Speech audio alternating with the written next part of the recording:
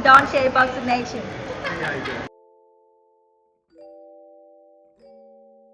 I ain't taking no steps. Damn! Fuck, man. Let's go. Dontaesboxingnation, what's going on, guys? So after Tyson Fury gets the biggest win of the year, knocking out Deontay Wilder, everyone is already asking him who he's fighting next. You guys may notice he was asked the question a couple times and he didn't really respond to it. Well, according to Bob Arum, there's a very good chance it's going to be his WBC mandatory, Dilian Whyte, assuming Dilian Whyte gets past Ottawa Island October 30th. Apparently, Bob Arum, he's really interested in putting on a battle of Britain between Fury and Whyte. Bob Arum, he said to IFL TV that could be a big fight for Tyson Fury, particularly if we held it in the UK. And that's not out of the question. Dilian Whyte is a capable heavyweight, and a fight against Tyson Fury would be very interesting.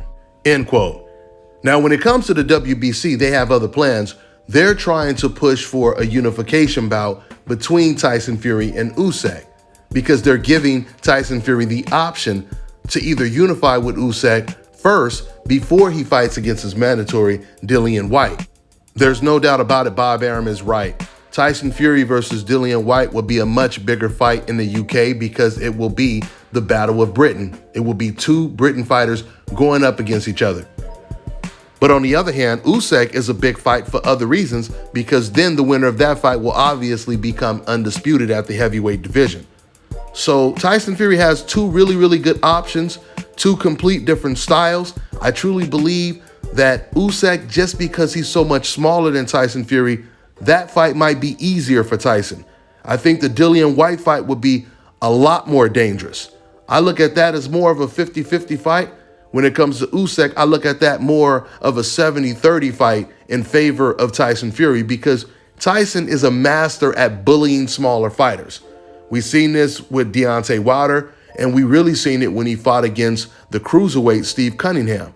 Steve Cunningham was actually able to knock down the much bigger Tyson Fury, and he was outboxing him early until Tyson Fury started to take over by manhandling him and bullying him, wearing him down basically by throwing him to the ground, whatever it took to break him down, and it worked. And when I look at the success that Derek Chisora had when he fought Usyk, which he was way more successful than Anthony Joshua because Anthony tried to fight Usyk like he was a lightweight instead of using his natural size against Usyk. And I think that's because he's still a little gun shy thinking about his knockout loss to Andy Ruiz. But Tyson Fury, he's going to fight Usyk not like a heavyweight, but a super duper heavyweight. But at the same time, Dilian Whyte, he's not going to fight Tyson Fury the same way Deontay Wilder fought Tyson Fury.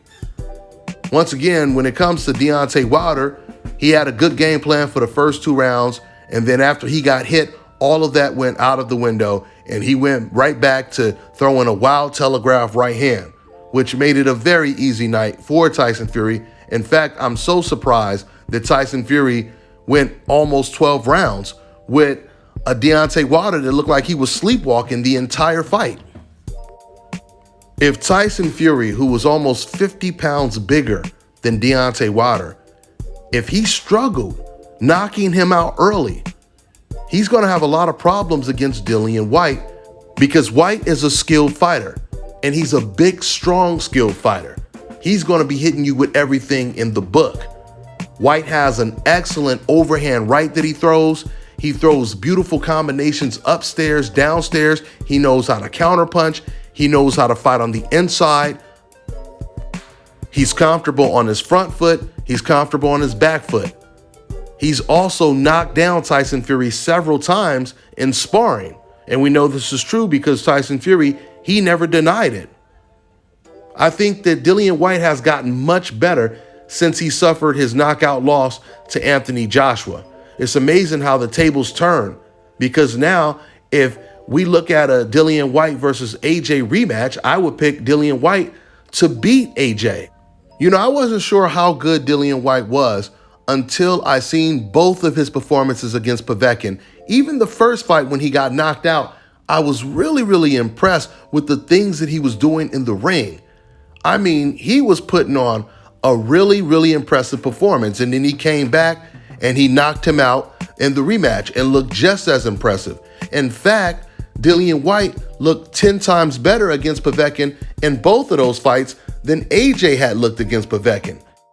You know, I'm going to keep telling you, when it comes to Tyson Fury, he is definitely a great fighter, great heavyweight champion, but the truth is he's never really fought any complete fighters in the heavyweight division.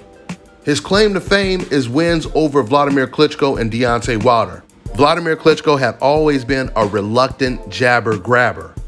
Deontay Wilder, once again, he's just a one-hand fighter. I personally truly believe that a win over Usyk or Dillian Whyte would be even more impressive than him beating those two guys, because Tyson Fury has never faced that level of talent. I mean, hell, even the race fans alone always say that Deontay Wilder, he was a complete bum and the worst heavyweight ever. So even they admit that Tyson hasn't really fought anyone with real skills in the heavyweight division, and I agree. Hopefully we get to see one of these fights against Usyk or against Dillian Whyte. Now, Dillian Whyte does have to get past Otto Weiland, and I like the way this is shaping up. The fact that he's getting in the ring with someone that gave Tyson Fury a hell of a fight. So it'll be interesting to see how Dillian Whyte handles Otto Weiland. And since the WBC is giving Tyson Fury the option, it'll be really interesting to see what Tyson Fury decides to do. Who does he choose to fight, I should say. Because I also believe if he does try to take the Usyk route, Dillian Whyte, he just may protest because he's been the mandatory for quite some time, even though he did get knocked out by Dillian Whyte and came right back to gain that position. But he's been a mandatory for a very, very long time. So I can see Dillian Whyte pitching a bitch if Tyson Fury tries to pick Usyk over him. Let's see how it plays out. That's all I got for now, guys. I'm on to the next one. Get ready to take your striking game to the next level with the Focus Ball. Dramatically improve footwork, timing, head movement, hand-eye coordination, reflex, and overall fight IQ. It's lightweight and extremely portable, so you can train every time, everywhere. When you don't have a coach to do mitt work, get a Focus Ball. When you don't have a heavy bag to hit, get a Focus Ball. When you don't have a sparring partner, get yourself a Focus Ball. And when you just want to have fun punching and kicking, get a Focus Ball. When you train with the Focus Ball, you train your eyes and your brain to read punches so that you can hit and not get hit, making this very simple device a must-have for all combat sports athletes and enthusiasts alike. So if you want to take your striking game to the next level, don't wait. Get the Focus Ball now. All right, now check this out, guys. If you're looking to repair eczema scars, burns and bruises, dark spots and blemishes, then this right here is the perfect product for you guys. It's called Elo Deki Face and Body Oil. Athletes and top-ranking boxers, they're also using it after training to reduce swelling, inflammation, and to ease the pain. So get yours today. Go to elodeki.com, like them on Facebook, and follow them on Instagram.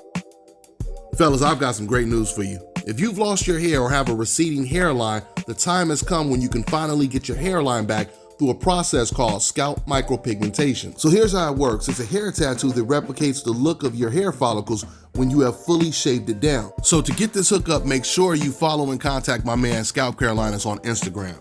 Contact them at 704-499-3471 and make sure you follow them on Instagram.